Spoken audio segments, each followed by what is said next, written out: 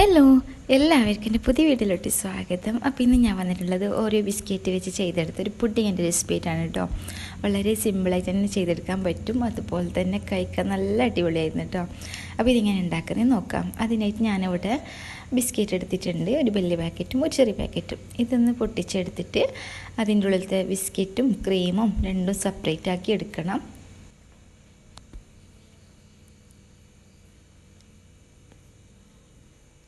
അപ്പോൾ ഞാനിവിടെ ബിസ്ക്കറ്റും ക്രീമും രണ്ടും സെപ്പറേറ്റ് ആക്കി എടുത്തിട്ടുണ്ട്.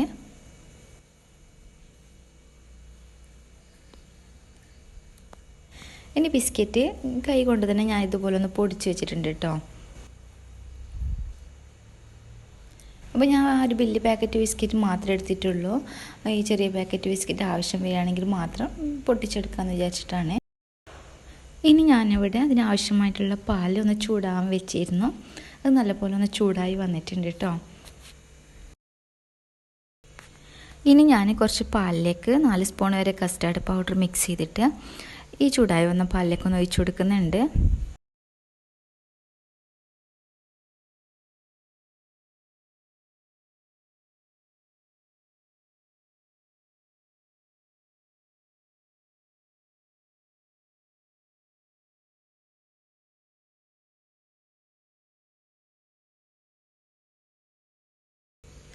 ഇനി ഇതിലേക്ക് ഞാൻ മധുരത്തിന് ആവശ്യമായിട്ടുള്ള പഞ്ചസാര ചേർത്ത് കൊടുക്കുന്നുണ്ട്.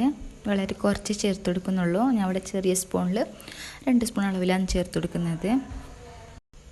ഇനി അതിലേക്ക് കുറച്ച് മിൽക്ക് പൗഡറും കൂടി ചേർത്ത് കൊടുക്കുന്നുണ്ട്. അതിനുശേഷം നന്നായിട്ടൊന്ന് യോജിപ്പിച്ചെടുക്കും. ഈ മിൽക്ക് പൗഡറും കൂടി ചേർത്തതിന് ശേഷം നന്നായിട്ടൊന്ന് ഇളക്കിയെടുക്കുക. അതിനുശേഷം സ്റ്റൗ ഓഫ് ചെയ്യുക കേട്ടോ.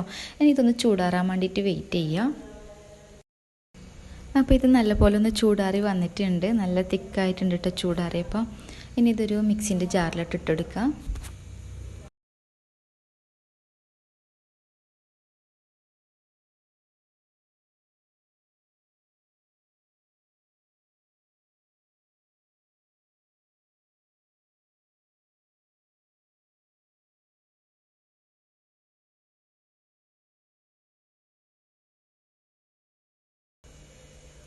ഇനി ബിസ്ക്കറ്റ് ഒന്ന് മാറ്റി വെച്ച ഈ ക്രീമും കൂടി ഇതിലോട്ട് ഇട്ടെടുക്കുക കേട്ടോ.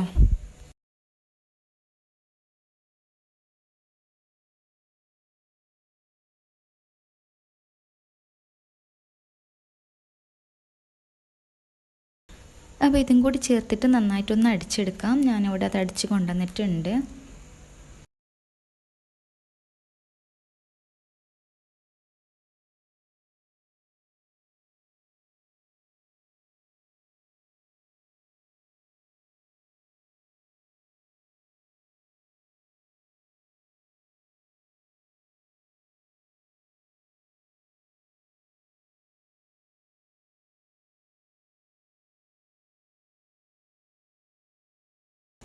ഇനി ഇതൊന്ന് സെറ്റ് ചെയ്തെടുക്കാം. ഞാനിപ്പോൾ ഇവിടെ ഗ്ലാസ്സിലാണ് സെറ്റ് ചെയ്തെടുക്കുന്നത്.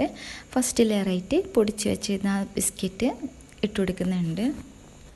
ഇനി ബിസ്ക്കറ്റിന് മുകളിലായിട്ട് വേണമെന്നുണ്ടെങ്കിൽ കുറച്ച് ഷുഗർ സിറപ്പും കൂടി ചേർത്ത് കൊടുക്കാം. ഞാനിവിടെ ചേർത്തിട്ടില്ല.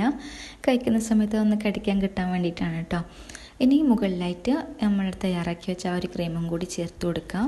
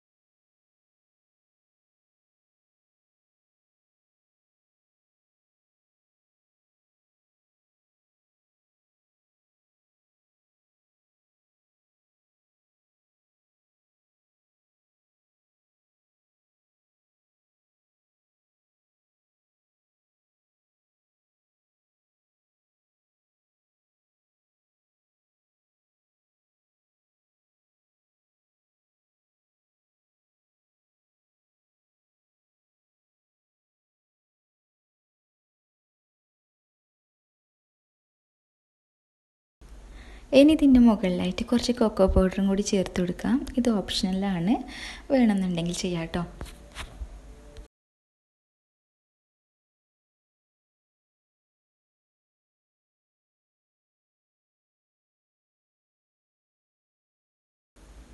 അപ്പോൾ ഇതിവിടെ റെഡി ആയിട്ടുണ്ട്. ഇനി ഇതിൻ്റെ മുകളിലേക്ക് ഒരു ഭംഗി കൂട്ടാൻ വേണ്ടിയിട്ട് ബിസ്ക്കറ്റിൽ നിന്ന് 2 ക്രീം ഞാൻ മാറ്റി വെച്ചിരുന്നു.